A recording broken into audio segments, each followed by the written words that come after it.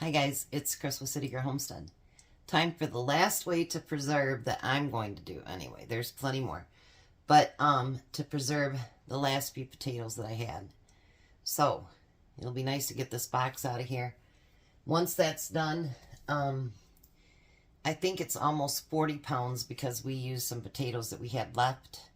Now we just have 10 pounds of fresh potatoes in my bin, and we can use those up too. So, anyways, I was looking at my Facebook today, and I have a Facebook that I keep for my job, and that's so my customers can get a hold of me all the time, because sometimes they'll text me on Facebook or whatever. So I have that one, and actually 5 years ago today, I had a picture of potatoes that had been given to me that I had frozen, so we'd have them for later. And I thought, that is so weird, because today's August 5th.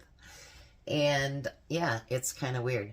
So tomorrow, later on today, I'm going to record my Thankful Thursday, because at 8 o'clock in the morning, we'll be on the road, headed down to go see to Cabela's to take the grandkids.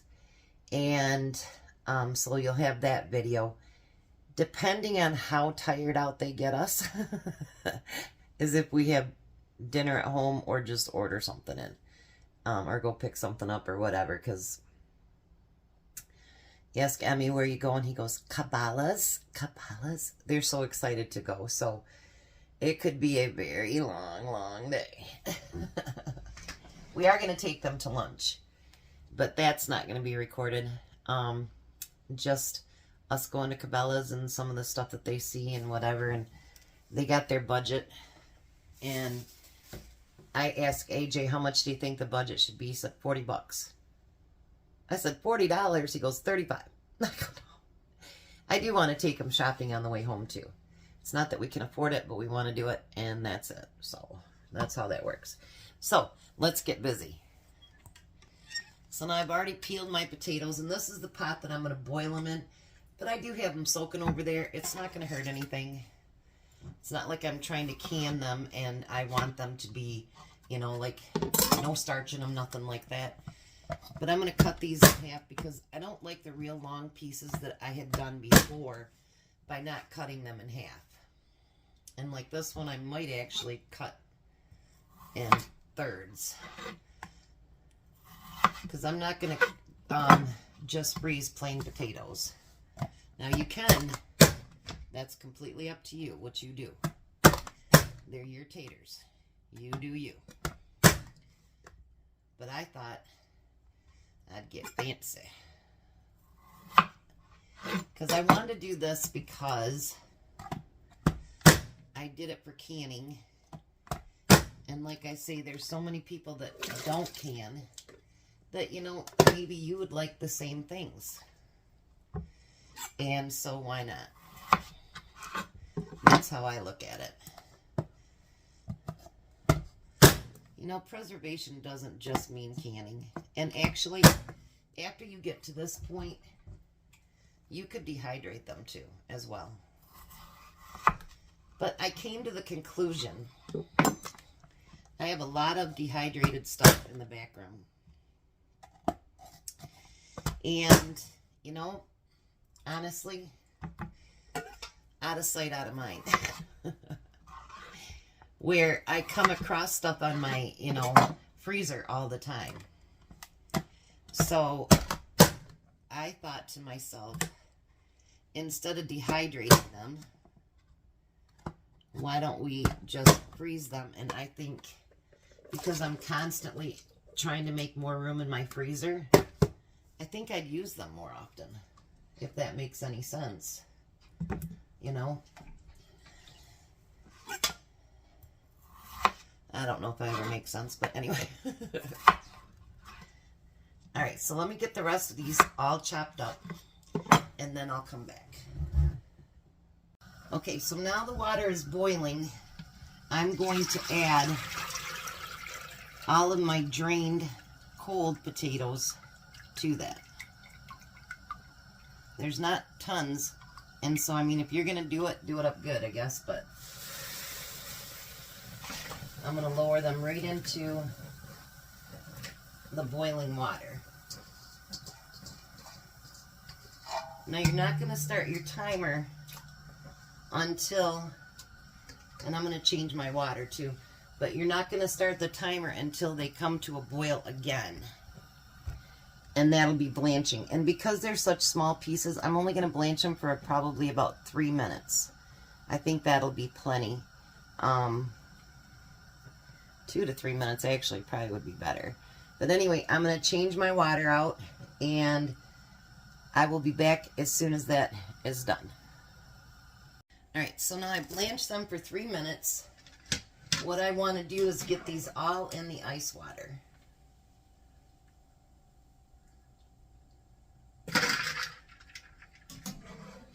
Because I'll tell you what, after that 3 minutes, they're almost cooked. You don't want them all the way cooked.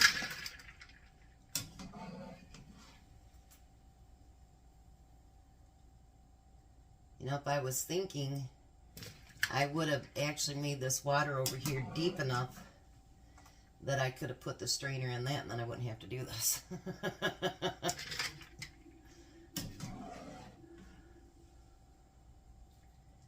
But each to their own and how you do it. Now, I did have a question a couple of times actually, if I would dry can potatoes again. And the answer is yes. When I dry canned them years ago, I didn't like it. They just seemed weird to me, but I didn't peel my potatoes either. And so they were kind of just, yeah, weird. But honestly, when we fried those potatoes up, it was like I had just peeled them. And I know they say they're not as safe and all this other stuff, but honestly, yeah, as long as you got them all cleaned up and everything, yes. So that's all the potatoes. So now I'm going to let that ice melt completely and let these cool down. And it won't take them long to cool down. I might even put a little bit more ice on there so they'll cool down a little bit quicker. It won't take them long to cool down because they're so small. So let me add some more ice to it, and then I'll be back. Alright, so now I got them cooled off and dried off. There isn't a whole lot there. If I was going to do this instead of, had I not canned any, I would have actually used some of my other potatoes and did a bigger batch. But this is what I had left, so that's what we're going to use up. So now, if you remember, I cut up a bunch of peppers and onions. And these are still a bit frozen, because I don't want them to completely thaw out.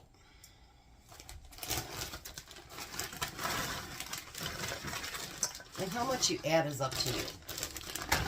You know, if you want a whole bunch, then add a whole bunch. If you don't want hardly any, I got a fly that got in my house and it's irritating me. And then I'm going to add onion to that.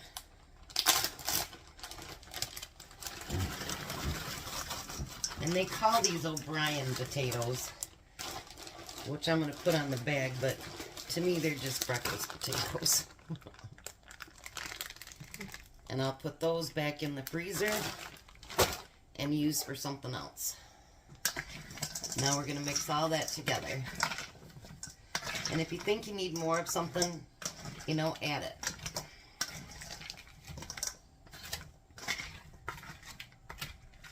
So, you know, break that up a little bit.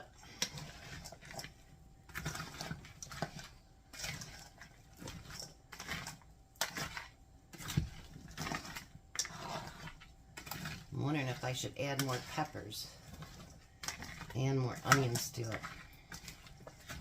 Because you know, when you buy them at the store, they don't have a lot of each of those in there. They don't. So it's nicer when you do make your own. And I will tell you, if you get good deals, you can make these far cheaper than you can buy them at the store. Because at the store, they're ridiculous. crazy that they charge that much for potatoes and onions and peppers, but, you know. We just need to go back to the days where, you know what, we do that stuff for ourselves. And I think that, you know, honestly, that's how we're going to get back to shopping responsibly, is to think of different ways that you can preserve stuff when they're on sale and make a lot of this on our own. I don't have tons of freezer space, but I will make room for it. How's that?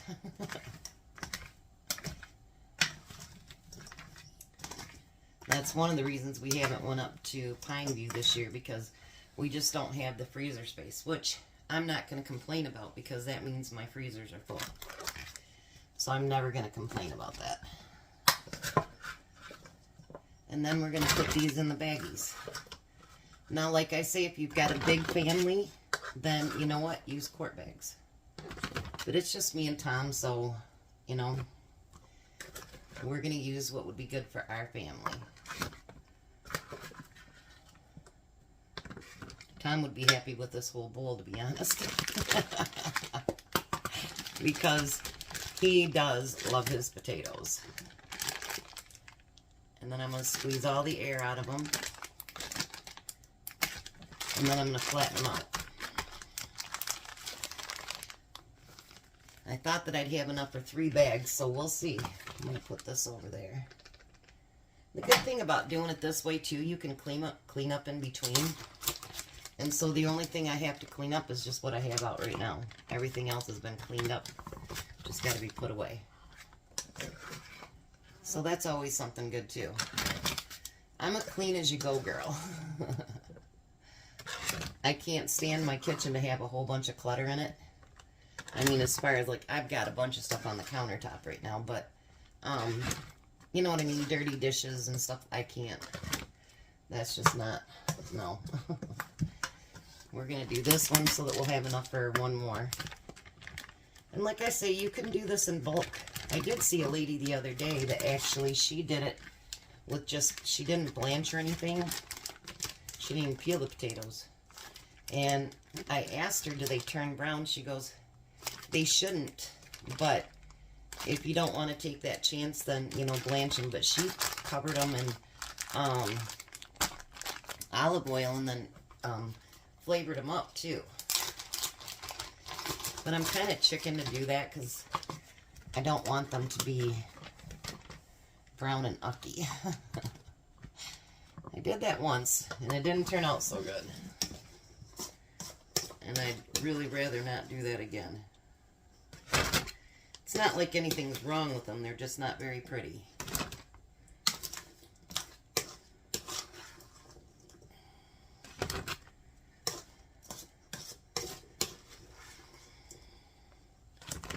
So you've come along with me to see how I did all 40 pounds of those potatoes.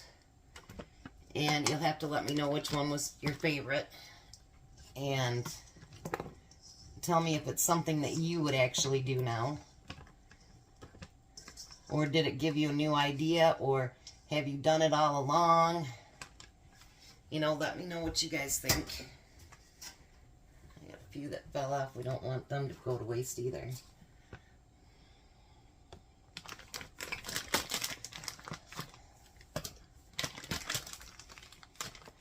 And if you canned them, what you think about the canned ones too as well.